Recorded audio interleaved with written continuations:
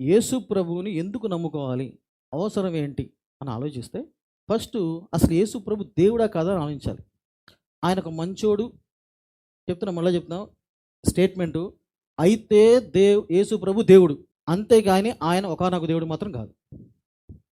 ఇక్కడే క్రైస్తవులు అంటే చిరాకు చాలా మందికి. మేమేమో సర్వమత సమ్మేళనం అంటామండి, అందరూ మాకు కావాలా, మాకు ఏ ద్వేషమో లేదు, మాకు అందరూ కావాలని. క్రైస్తవులు మొత్తమే యేసే దేవుడు అంటారు, మిగతా వాళ్ళు కాదంటారు అంటారు. నేనేమనుకుంటా అంటే, నేను మా అమ్మ నాన్నకు పుట్టాను, రేపు 10 సంవత్సరాలు 20-30 సంవత్సరాలు నేను అమెరికా లండన్ వెళ్ళినా సరే, ఎక్కడికి వెళ్ళినా మా ఎవరి కొడుకు అంటే నా తండ్రి పేరే రాస్తా, లేకపోతే పలానా పేరు రాయనా ఇంకా కాదు కదా. అయితే నేను పుట్టుంటే ఒకే దేవుడికి పుట్టుంటా, దేవుడికే పుట్టుంటా, ఇక ఆయన పేరు చెప్తా. ఇంక 10 మంది కూడా దేవుళ్ళు, 10 మంది కూడా నేను చెప్పలేనుగా, అంతే. అందుకనే మీకు చెప్పేది ఏంటంటే, అయితే యేసు ప్రభు దేవుడు, లేకపోతే దేవుడు కాదు, అటో ఇటో అంతే. అంతేగాని ఆయన కూడా ఒక ఆయన అండి, ఆయన మంచోడే అండి, నా యేసే మంచోడు కాదు. ఎందుకంటే ఇక్కడ కూర్చున్న మందులో చాలామంది మంచోడు ఉన్నారు, ఎంతో కొంత. సరే మీరు కాదులేండి, బయట వాళ్ళు ఉన్నారు, అన్యుల్లో ఉన్నారు, మంచోళ్ళు ఉన్నారు. ఆ మంచి యేసే మంచి ఒకడేనా?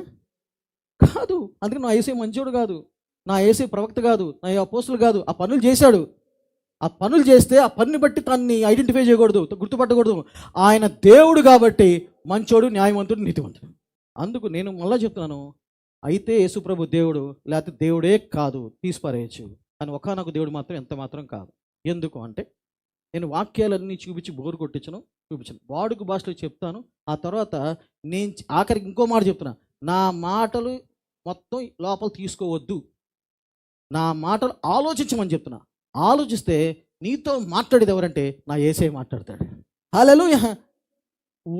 ఒరిజినలే డూప్లికేటే, ఒరిజినలే డూప్లికేట్ అంటే ఎట్లా అంటే, నా మాటలు నమ్ముకోండి అయ్యా, యేసు నమ్ముకోండి అయ్యా అని అడుక్కోవటం అంటారు. ప్లీజ్ అయ్యా యేసు మంచోడని. అక్కర్లా. ఒరిజినల్ అనుకో. ఇప్పుడు ఉదాహరణకి మీకు షాప్కి వెళ్ళారు, మీకు తాళం ఏదో వస్తువు కొనాలనుకున్నారు. వాడు అంటాడు ఒక 100 రూపాయలు రేట్ చెప్తాడు, నువ్వు 50కి అడుగుతావు. కొందరు 50కి అడుగుతారు, కొంత 20 రూపాయలకి అడిగేవాళ్ళు బేరం వాళ్ళు. సరే అనుకుందాం 100 రూపాయలు నువ్వు ఎంతకో అడిగావు, వాడు తగ్గకుండా అంటాడు, ఏమండి నేను ఇచ్చేది ఒరిజినల్. నువ్వు అంటావు పక్కన కొట్లో 50కి దొరుకుతుందంటే తీసుకో అంటాడు. వెళ్ళి తీసుకో, నాకు తెలిసి నా ఒరిజినల్, నా లాంటి ప్రోడక్ట్ మీ దగ్గర దొరకదు, తక్కువ వచ్చినా మీరు ఎక్కడ తీసుకోండి, లేకపోతే నేను ఎదురు తీస్తాను అంటే అంత గ్యారంటీ. వాడికి తెలుసు వాడి ప్రోడక్ట్ ఏంటో, వాడి సామాన్ ఏంటో, వాడి ప్రోడక్ట్ ఏంటో వాడికి తెలుసు, అంత ఖచ్చితంగా అమ్ముతాడు. మిగతా ఇవన్నీ డూప్లికేట్ నాకు తెలుసు అని అంటాడు. అలాగే నేనేం చెప్తాను అంటే, నా దేవుడు ఒరిజినల్ కాబట్టి నేనేమంటానంటే, నా మాటలు కూడా తీసుకోవద్దు, నమ్మద్దు, నా మాటలు ఆలోచించండి. నా దేవుడు ఒరిజినల్ కాబట్టి ఆ ఒరిజినల్ నీతో మాట్లాడతాడు. అప్పుడే నమ్ము యేసేని, అప్పుడే నమ్మొద్దు, అసలు నమ్మక్కర్లా. పాస్టర్ గారు చెప్పారు, పాస్టర్ అమ్మ చెప్పింది, ఆఖరికి నీకు దేవుడు కార్యం జరిగింది, చర్చిలో నాకు స్వస్థ వచ్చింది, దాన్ని బట్టి కూడా నమ్మొద్దు యేసేని. విడుదల వచ్చింది, దాన్ని బట్టి కూడా నమ్మక్కర్లా. ఎందుకంటే నా ధైర్యం ఏంటి, ఆయన దేవుడు కాబట్టి మాట్లాడు. రాయి రప్ప బొమ్మ పొట్ట చెట్టు కాదు, నా దేవుడు ఒరిజినల్ మాట్లాడే దేవుడు కాబట్టి నేను చెప్తాను, నా దేవుడు నీతో మాట్లాడితేనే నమ్ము, అది ఒరిజినల్. ఆ ధైర్యం ఉంటుంది. అందుకనే చూడండి, అంటే ఒకప్పుడు నా జీవితంలో రక్షణ పొందడం అంటే దేవుడిని అంగీకరించినప్పుడు చాలామంది నేను అడిగేవాడిని, నా స్నేహితుల్ని చుట్టాలని అడిగేవాడిని, చనిపోతే ఎక్కడికి వెళ్తామని, 4-5 సమాధానాలు వచ్చాయి. వేరే జన్మ ఉంటుంది, పుడతామని వాళ్ళు ఒకడు. ఇంకోటి ఏంటంటే, మన మంచి పనులను బట్టి కుక్కో నక్కో పిల్లో పుడతా ఉండేది. 3వ సమాధానం ఏంటి, ఎవడికి తెలిసిన ఏ లోకంలో ఉంటానని. ఈ 3 సమాధానాలు వచ్చేది. కానీ ఒక క్రైస్తవుని, నిజమైన క్రైస్తవుని, కొన్ని నామకార్థ క్రైస్తవుని అడిగితే రొమ్ము గుద్దుకుని చెప్తాడు, నేను చనిపోతే నా యేసయ్యతో పరలోకంలో ఉంటానని. అది దొరికింది నాకు. ఇంత ఏంట్రా, ఒక్కడి సమాధానం లేదు. నా స్నేహితులు బోడమన్నారు, ఏంట్రా అంటే, తెలియదు బాబాయ్ అంటాడు. ఎందుకు నమ్ముకున్నావు అంటే, చదువులో పాస్ అవుతామని, ఉద్యోగం వస్తుందని, ఎన్ని చెప్తాడు. ఒక్క స్నేహితుడు కూడా నాకు మోక్షానికి వెళ్తారా, నా స్వామిని నమ్ముకుంటే నేను మోక్షంలో స్వర్గంలో ఉంటానని ఒక్కడు చెప్పాల. కానీ పరీక్షించుకోవచ్చు మీరు అందరూ, ఒక్కడు చెప్పాల. మన క్రైస్తవుని అడిగితే, నేను చనిపోతే నా యేసయ్యతో పరలోకంలో ఉంటాను రా అంటాడు. అంతే. ఆ పాయింట్స్ చాలా మామూలుగా. అందుకని యేసు ప్రభు వారు ఎందుకు నమ్ముకోవాలి అంటే, యేసయ్యకి ఫస్ట్ యేసు ప్రభు మానవతారణ వచ్చాడు. అయితే మానవుడు అయినప్పటికీ ఆయన పూర్తిగా దేవుడు. ఎట్లా తీసుకోవాలంటే, జన్మ కర్మ పాపము లేనివాడే మనం రక్షించగలడు. మామూలు మనిషి మన కోసం రక్తం కార్చిన వేస్ట్. అందుకనే క్లుప్తంగా యేసయ్య ఫస్ట్ దేవుడి నుంచి వచ్చాడు. యోహాను సువార్త 3:16 మీకు 2 వాక్యాలు చూపిస్తా త్వరగా. దేవుడు లోకమును ఎంతో ప్రేమించెను కాగా, ఆయన తన అద్వితీయ కుమారునిగా పుట్టిన వాని యందు విశ్వాసముంచు ప్రతివాడును నశింపక నిత్య జీవము పొందునట్లు ఆయనను అనుగ్రహించెను. దేవుడు అంటాం దేవుడు దేవుడు మన లోకము ప్రేమించినట్టు మనందరినీ, మనుషులందరినీ, గెంటసాల, పామరు, కొడాలి కాదు, ప్రపంచాన్ని మొత్తం. ఎందుకంటే ప్రతి ఊరికి ఒక దేవత ఉంది, ప్రతి ఊరు కులదైవం అంటారు. నా యేసయ్య ప్రపంచానికే కులదైవం. ఆమేన్, హల్లెలూయా. ఇంటికో పేటగా ఈ సందుకు గెలేదు. ఆయన ఆ దేవుడు సమస్త లోకంలో ఉన్న మనుషులందరినీ ప్రేమించి తన అద్వితీయ కుమారుణ్ణి పంపించాడు లోకానికి. ఎందుకు? ప్రతివాడు నశింపగా నిత్య జీవము. అంటే ఏదో దేవుడు పంపించాడు, ఆయన్ని పూజించాలా, ఆయనకి సేవ చేసుకోవాలా, అది కాదు. మనుషులు నశించిపోకూడదు. పాపం వాళ్ళకి అర్థం కావట్లేదు, వాళ్ళు పాపంలో బతుకుతున్నారు. ఆ పాపాన్ని పరిహరించాలంటే వాళ్ళ వల్ల కాదు. వాళ్ళు ఎన్ని చేసినా వాళ్ళ వల్ల కాదు. ఆ భారం ఎప్పటికీ ఉండిపోద్ది. వాళ్ళు స్వతహాగా నా దగ్గరికి ఎప్పుడు కూడా రాలేరు. కనుక ఆ పాపంని పోగొట్టాలంటే నేను మాత్రమే పూనుకోవాలి. నేను పూనుకోవాలంటే మనిషిలాగానే వెళ్ళాలి. ఉదాహరణకి చీమలతో మాట్లాడంటే చీమలకి ఏ భాష అర్థం అవుద్ది? చీమల భాష అనుకుందాం. యేసు ప్రభువు చీమల కోసం వస్తున్నారు అనుకుందాం, రక్షించడానికి. చీమలు రక్షించడానికి వస్తారు అనుకుందాం. ఎలా పుట్టేవాళ్ళు? చీమలు రక్షించాలంటే చీమలుగా రావాలి, అప్పుడే ఆ భాష అర్థమవుద్ది. అలాగే మనుషులు రక్షించాలని వచ్చాడు. ఎలా పుట్టాడు? మనిషిగా పుట్టాడు. కరెక్టే, మనిషిగా పుట్టాడు కరెక్టే. కానీ మనిషిలాగా పుట్టకూడదు. మనిషి ఎలా పుట్టాడు? ఒక స్త్రీ పురుషుడు కలయిక వల్ల పుడతారు. అలా పుట్టకూడదు. అలా పుట్టితే ఆయనకి మనకి తేడా లేదు. వెరీ గుడ్, అసలు తేడా లేడు. ఆయన మనిషి, మనమే మనిషే, పెద్ద విచిత్రం కాదు. కానీ ఆయనకి జన్మ పాపము లేదు, కర్మ పాపము లేదు. జన్మ పాపం లేదు, కర్మ పాపం లేదు. పుట్టుకు కూడా ఎలా జరిగిందంటే దేవుని వల్ల కలిగి జరిగిందే కానీ ఒక మనిషి వల్ల జరగల. ఆ స్టోరీ మీకు అందరికి తెలుసు. ఒక దేవదూత వచ్చి మరియా స్త్రీ దగ్గరికి వచ్చి, ఆ మరియా, దేవుడి వల్ల నీకు ఒక కుమారుడు పుడతాడు, ఆ కుమారుడికి యేసు ప్రభు అని పేరు పెట్టు, ఆ యేసయ్య లోకాన్ని రక్షిస్తాడు. ఇక్కడ మనుషులు చిన్న తప్పు చేశారంటే, కొడుకే ప్రపంచాన్ని రక్షిస్తుంటే తల్లి ఎంత రక్షిద్దాం అనుకున్నారు. తల్లి అంటే ఎవరు? మరియా. ఆ మరియని తీసుకెళ్ళి అసలు యేసుప్రభు ఏమంటాడు? నా నామంలో ప్రార్థన చేయరా అంటే యేసుకి కూడా చెప్పడానికి తల్లి నీ కొడుకు చెప్ప, తల్లి నీ కొడుకు చెప్ప అన్నారు. ఇంకా చెప్పాలంటే ఈ తల్లికి, మరియ తల్లికి రక్షణ కావాలి. ఆ రక్షణ ఇచ్చింది ఎవరు? కొడుకే. మళ్ళా ఇవి కూడా పాపే, లోకమందరూ పాపే, ఈ మరి కూడా పాపే. ఆ పాపికి రక్షణ ఇచ్చింది కొడుకు. మళ్ళీ మనం వెళ్ళి ఈ పాపి దగ్గరికి వెళ్ళి అడుగుతున్నాం, మరి కూడా యేసుప్రభు కావాలా? తప్పదు. సో మరియను పక్కన పెట్టండి, ఈ కొడుకును ఆయన పేరులోనే అందరు రక్షించబడతారు అని దేవుడు చెప్పాడు. సో అంటే జన్మ పాపము లేదు, తర్వాత కర్మ పాపం అంటే క్రియల వల్ల వచ్చే పాపం అది కూడా లేదు. బైబిల్ అంతా చూస్తే అందుకని ప్రపంచం కూడా యేసు ప్రభు అంటే ఇష్టమే, క్రీస్తు అంతా ఇష్టమే, క్రైస్తవులు అంటే ఇష్టం లేదు. నేను అందుకని ఎక్కడికి వెళ్ళని చెప్తాను, నన్ను కూడా చూడద్దు, నన్ను పాస్టర్గా కూడా చూడొద్దు, నేను మంచివాడిని, నేను గొప్పవాడిని, అది ఇది నన్ను కూడా చూడొద్దు. నాలో కూడా తప్పు ఉండొచ్చు, నాలో క్రీస్తుని చూడండి అంట. క్రీస్తుని నమ్మండి, క్రైస్తవులు నమ్మద్దు. ఎవడు నమ్మన్నాడు క్రైస్తవుని? అది మీ ఇష్టం. అది అందుకని క్రీస్తు నమ్మండి. అందుకు క్రీస్తు అంటాడు, అది ఆ బైబిల్ రాసి ఉంటుంది, ఆయనలో ఏ పాపము లేదు, ఆయనకి పాపము తెలియదు, ఆయన ఏ పాపము చెయ్యలేదు. 3 ఉంటాయి గుణాలు. అంటే జన్మ పాపం లేదు, కర్మ పాపం లేదు. ఈ గుణాలు 2 ఇంకెవరికైనా మీరు చూసుకోవచ్చు. ఆ దేవతలు అవచ్చు, మహాపురుషులు అవచ్చు, మహానుభావులు వచ్చి ఎవరు ఎన్ని పేర్లు పెట్టుకున్నా ఈ 3 గుణాలు ఎలా అంటే ఒక్క ఆయన కూడా నాలో పాపం ఉందని మీరు చూపించగలరా అని సవాల్ విడిచినోడు యేసుప్రభు తప్ప ఎవ్వరు లేరు. ఇది కేవలం దేవుడు తెలియని వాళ్ళకి కూడా చెప్పట్లా, తెలిసిన వాళ్ళకి కూడా చెప్తున్నా. అంటే నువ్వు నమ్మిన దేవుడు ఎంత గొప్పడు నీకు అర్థం అవ్వాలా. నువ్వు నమ్మిన దేవుడు ఎంత గొప్పోడు అని నీకు అర్థమైతేనే దేవుని విడిచిపెట్టకుండా, కష్టంలోను సుఖంలోను దేవుని విడిచిపెట్టకుండా ఉంటావు.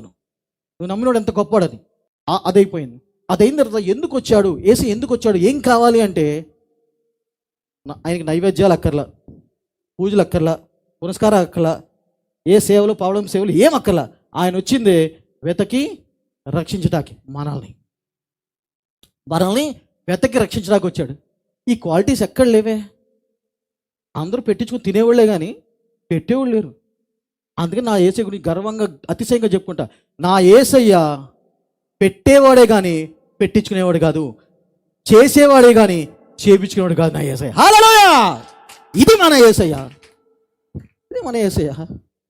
అది ఈ పాయింట్లు చాలు. ఎవరైనా క్వశ్చన్లు అడిగితే నాకు కొన్నిసార్లు చాలామంది అడుగుతారు, మా దేవుడు గొప్ప, మా దేవుడు గొప్ప అంటే అంటూ ఉంటారు. నేను ఒకటే అంటాను, మనం తగ్గించుకోవాలి కొన్నిసార్లు. అవునులేండి, మీరంటే గొప్పవాడు, మీకు బోల్డ్ మంది ఉన్నారు, నాకు ఒక్క దేవుడే ఉన్నాడు. ఇది తగ్గింపు ఉంటుంది, కొట్టినట్టు ఉంటుంది. మీకు బోల్డ్ మంది ఉన్నారు సార్, నన్ను వదిలేండి సార్, మా యేసు ఏదో అలా గొర్రెపిల్లలు వేసుకుని పాప ఈశ్వరమని ఉంటాడు. చాలా మంది చాలా అవును కదా, మాకు బోల్డ్ మంది. నీ తండ్రి ఎవరు, ఏ దేవుడు ఇష్టం అంటే అంటే రోజుకోళ్ళు మారుస్తూ ఉంటామండి.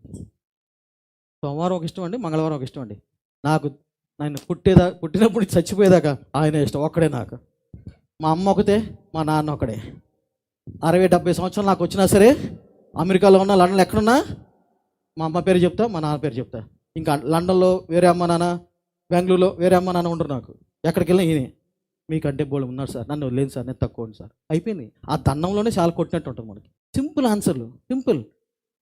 మీరు ఆ టైంలో నా ఏసే నిరూపించుకోవాలి, పెద్ద బైబిల్ తీసేయద్దు. ఆది కాండం నుంచి ప్రకటన దాకా చెప్పారనుకో, అసలు మీరు ఓడిపోతారు, గ్యారెంటీ ఓడిపోతారు. వద్దు. అది రెండోది. అలాంటి క్వాలిటీస్, అలాంటి లక్షణాలు ఎవ్వరికీ లేవు. పాపం చేయలేదు, పాపం లేదు, పాపం తెలియదు. తర్వాత నాలో పాపం ఉంది మీరు ఎవ్వరే నిరూపించగలరా అన్నాడు. ఇంతవరకు ప్రపంచంలో ఆయన పాపం ఉందని ఎవ్వరు నిరూపించలేకపోయారు. అందుకని చాలామందికి యేసుప్రభు అంటే ఇష్టమే కానీ రారు. కారణాలు ఏంటి అంటే సాంప్రదాయాలు, కట్టుబాట్లు, మనుషులు ఏమంటారు, ఈ చెత్త కులం, ఈ చెత్త గోత్రాలు ఇవన్నీ ఉన్నాయి కదా, నా కులం గోత్రం ఏమంటారు. రేపు నరకంలో కాలినప్పుడు నీ కులం గుర్తొస్తారని అడుగుతా. ఒకళ్ళు నేను అడిగా, మాది పెద్ద కులం అండి, మేము రాలేము తొందరగా అని. రేపు నరకంలో కాలితే అప్పుడు నీకు కులం గుర్తొస్తా అండి. కులం ఏంటి సార్, మా ఆయన గుర్తురాడు నాకు. పెళ్ళే నాకు గుర్తురాడు సార్.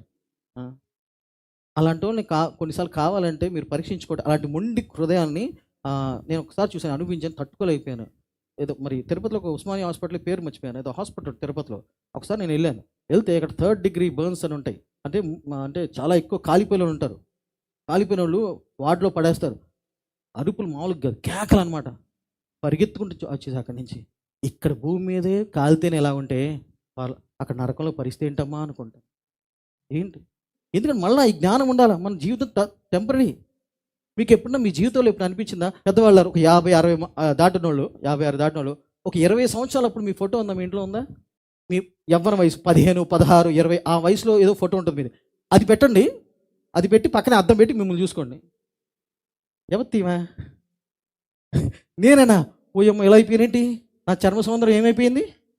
అయిపోయా మొత్తం.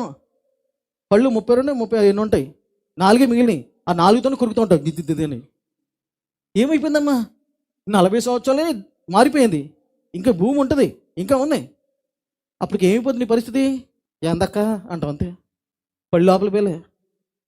నేను ఇలాగ ఆలోచిస్తా కాబట్టి, దేవా నాది ఇంకా కొద్ది సమయం ఉంది, ఇవాళ రేపు పోతా, జాగ్రత్తగా పనిచేయాలి, నువ్వు చెప్పించేయాలి, నా టైం వేస్ట్ చేసుకోకూడదు. రేపొద్దున నీతో డి అంటే డి, నీ కళ్ళలు చూసి సమాధానం చెప్పాలా, నీ కోసం బతిక నీతో ఉన్నా అని చెప్పగలగాలి నేను. హల్లెలూయా. సో ఒకటి, యేసుప్రభు దేవుడి దగ్గర నుంచి వచ్చాడు, మనుషులు రక్షించడానికి మనుషులాగా పుట్టాడు, జన్మ కర్మ పాపం లేదు. రెండోది అంటే ఆయనలో ఏ పాపము లేదు, తెలీదు, ఆయన ఎప్పుడు ఏం చేయలేదు, పాపం చేయలేదు. నాలో పాపం ఉందని ఎవరైనా నిరూపించగలరు. తర్వాత నేనే మార్గము, నేనే సత్యము, నేనే జీవము, నా ద్వారా తప్ప పరలోకి ఎవ్వడు వెళ్ళలేరని ఒక్కళ్ళు చెప్పలే. ఒక్కళ్ళు దేవత అనుభవం మీ యొక్క మహాపురుషులు మీరు ఎవరని చూసుకోండి.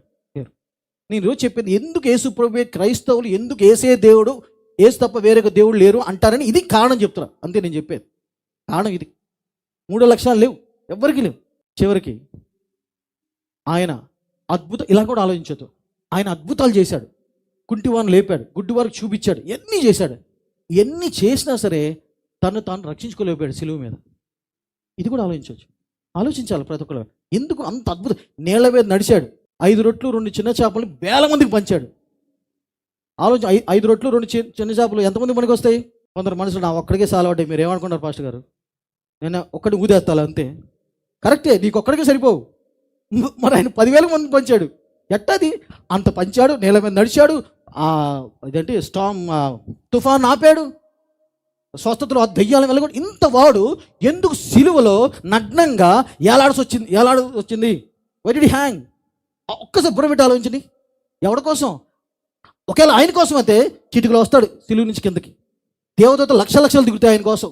అలా ప్రేమించినోడు, మన కోసం ప్రాణం ఇచ్చినోడు, రక్తం కాచినాడు ఒక్కడు లేడు దునియాలో, ఒక్కడు లేడు. నేను ఎప్పుడంట అలాంటి ఒక్కడిని చూపించండి, ఇప్పుడు యేసుప్రభుని వదిలేస్తా, బైబిల్ పాడేస్తా, ఆయన నమ్ముకుంటా అంట నేను.